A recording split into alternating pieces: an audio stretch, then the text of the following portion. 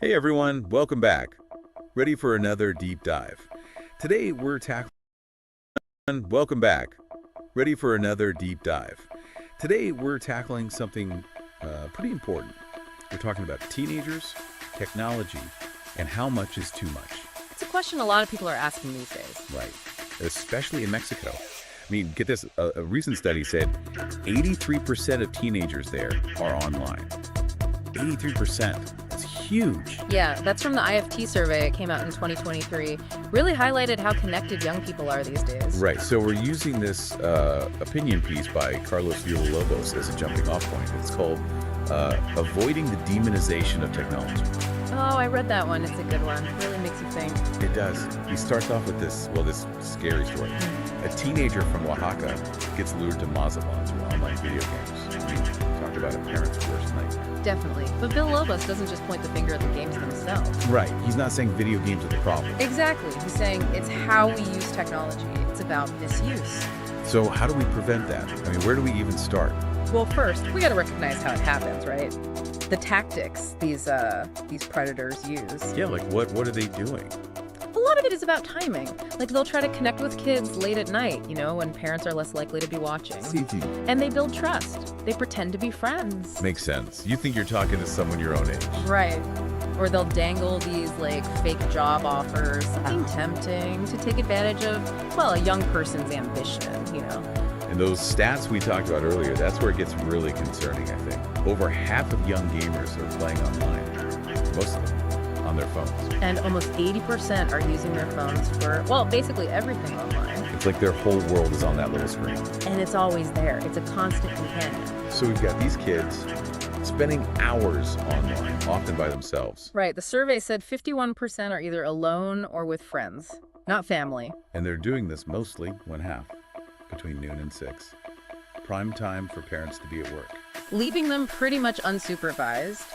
It is a bit of a recipe for, potential problems, isn't it? And then there's that 4% who are online in the early morning hours. It makes you wonder how much sleep they're getting, doesn't it? Absolutely. It's almost like we're handing them this incredibly powerful tool, the internet, but forgetting to give them the instructions. That's a great way to put it. And that's what Villalobos is getting at, I think. Yeah.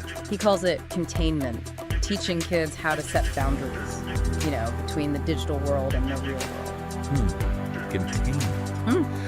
Okay, so how do we actually do that? I mean, the line between online and offline is pretty blurry these days, isn't it? That's the tough part. Yeah. It's easier said than done. Oh, for sure. It's not like there's a magic formula or anything. So what can we do? Villalobos talks about more supervision, but also respecting privacy. How do we do both? Well, it's more about, I think, more about working with your kids, Like a team. Yeah, exactly. It's about talking openly, building trust so they feel like they can come to you. If something's wrong online. And being involved. Yeah. But not spying on them all the time. Right. You don't want to be Big Brother. It's more about showing you're interested. So asking what they're watching on YouTube or what games they're into. Exactly. Maybe even play with them sometimes, Be a part of their online world, not just someone looking in from the outside. Makes sense. And the survey said only 25% of kids are actually doing stuff online with someone else. Yeah, there's definitely room for improvement there. For sure. Okay, so what about those parental controls? Are those helpful? Oh, absolutely. Especially for younger kids.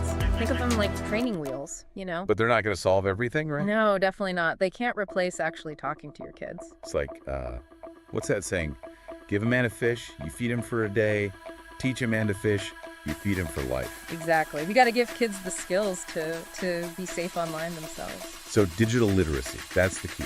It's a big part of it, yeah. Teaching them to, think critically about what they see online, spot scams and stuff, protect their privacy, all that. It's not something they learn overnight, though. Nope. It's a process. And it's not just on parents, either. Oh, right. Schools should be involved, too. Definitely. Digital literacy should be part of what they teach in school. And we need to listen to the kids, too. They're the ones using this tech every day. So true.